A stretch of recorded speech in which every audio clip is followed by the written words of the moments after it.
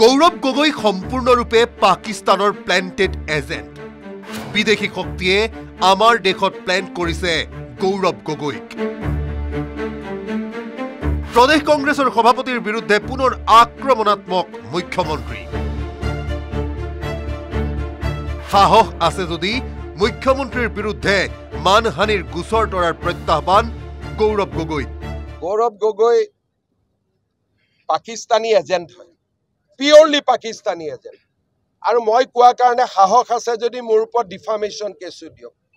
He is a pure Pakistan agent মোৰ লগত যিমান তথ্য আছে মই যিদিনাখন আপোনালোকক দিম সিদিনাখন আপোনালোকে গম পাব he is a 100% Pakistani agent Gaurav গগৈৰ চিৰশত্ৰু পাকিস্তানৰে গৌৰৱ গগৈৰ সম্পৰ্কৰ তদন্তৰ বাবে গঠন কৰা এছআইটিৰ প্ৰতিবেদন ৰাজহুৱা নকৰাৰ বাবে বিভিন্ন সময়ত কংগ্ৰেছে কৰি অহা সমালোচনাৰ উত্তৰ দিলে মুখ্যমন্ত্ৰীৰ দাবী প্ৰদেশ কংগ্ৰেছৰ সভাপতি গৌৰৱ গগৈ পিওৰলি পাকিস্তানী এজেণ্ট গৌৰৱ গগৈয়ে বিদেশী শক্তিৰ সহায় লৈ দেশৰ বিৰুদ্ধে ষড়যন্ত্ৰ কৰে লগতে মুখ্যমন্ত্ৰীৰ সৈতে এই সন্দৰ্ভত থকা তথ্য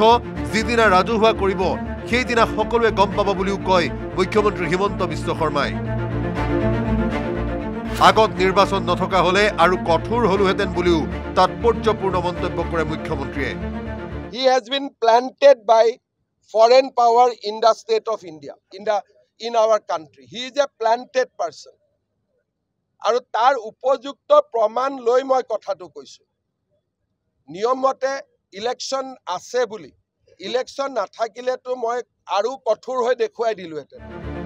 কেৱল ইমানেই নহয় আৰু এখুব আগুৱাই মুখ্যমন্ত্ৰীৰ কঠোৰ সকিয়নি কোনোবাই ভাবিছে কাগজ নাই নেকি 10 ছেপ্টেম্বৰত দেখুওৱা নাই এজন মুখ্যমন্ত্ৰী হিচাপে মই কৈ আছো তেওঁ এজন পিওৰ পাকিস্তানী এজেণ্ট মোৰ হাতত ইমান দিন যিমানখিনি তথ্য আছে তাৰ পিছত তেওঁ আচলতে মুকলিভাৱে ঘূৰি থাকিবই নোৱাৰে কোনবাই ভাবি আছে যে কাগজ নাই নেকি 10 ছেপ্টেম্বৰত দেখুওৱা নাই কিন্তু ময়ে হয় মই যি কৰিব লাগে টাইমত কৰিমেই যি কৰিব লাগে 100% আৰু he is a pure Pakistan agent and as a chief minister মই কৈ আছো এতিয়া সেই বিষয়ে সংবাদমেল দিলে ৰাইজে ইস্যু ডাইভাৰ্ট কৰা বুলি ক'ব সেয়ে জুবিনক ন্যায় প্ৰদানৰ কামটো কৰি এই বিষয়ত হাত দিম বুলি ক'লে মুখ্যমন্ত্ৰীয়ে প্ৰেছ কনফাৰেন্সখন কৰা নাই কাৰণ নহ'লে ক'ব আকৌ জুবিনৰ ইস্যু ডাইভাৰ্ট কৰা বুলি যিটো আপুনি এইমাত্ৰই ক'লে সেইকাৰণে জুবিনক ন্যায় প্ৰদান কৰাৰ কামটো কৰি লৈ ইটো কামত হাত দিম কিন্তু এগৰাকী দায়িত্বশীল মুখ্যমন্ত্ৰী হিচাপে এনে বিস্ফোৰক মন্তব্য কৰাৰ পাছতো বিষয়টোক লৈ প্ৰদেশ কংগ্ৰেছৰ সভাপতি গৌৰৱ গগৈৰ তাচ্ছিল্যসূচক মন্তব্য 10 ছেপ্টেম্বৰৰ দিনটো ইতিমধ্যে ফ্লপ হৈছে যে 10 ছেপ্টেম্বৰত মুকলি কৰিব এই কাহিনী সম্পৰ্কত মই আগতেও ক'লো যে এই কাহিনী ভুৱা তথ্যহীন আৰু 10 ছেপ্টেম্বৰৰ ডাঙৰ ফ্লপ হ'ব 10 ছেপ্টেম্বৰ আহিল মুখ্যমন্ত্ৰী মোৰ সম্পৰ্কৰ যি কাহিনী এইটো ফুচ হ'ল না তেওঁলোকে ৰাইজক কিবা তথ্য দেখাব পাৰিছে না কিছু বিশেষ ব্যক্তিসকলক তথ্যবোৰ দেখাব পাৰিছে আৰু মুখ্যমন্ত্ৰী হিচাপে তেওঁ যে মাত্ৰ পাতল কথাহে কয় তাৰ প্ৰমাণ তেখেতে দিলে কেৱল ইমানেই নহয় কংগ্ৰেছৰ শক্তি বৃদ্ধি হোৱাৰ বাবে মুখ্যমন্ত্ৰীয়ে ভয় খাইছে বুলি প্ৰতিক্ৰিয়া গৌৰৱ গগৈৰ যে আজি তেওঁ কংগ্ৰেছৰ বৃদ্ধি পোৱা শক্তিৰ পৰা ভয় কৰিছে আজি মুখ্যমন্ত্ৰী 10 ছেপ্টেম্বৰৰ পিছৰ পৰা তেওঁ যে পতাকাটো ফুচ হ'ল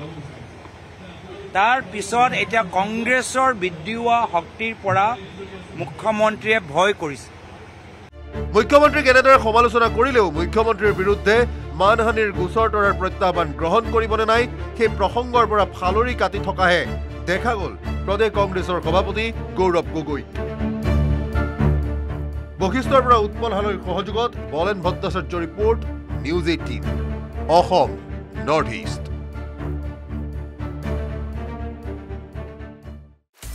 আপুনি বিচৰা বাতৰি পাব কেৱল নিউজ 18 এপত নিউজ 18 এপ ডাউনলোড কৰিবলৈ স্ক্যান কৰক এই QR code. Google Play Store তো পাব এই নিউজ 18 এপ।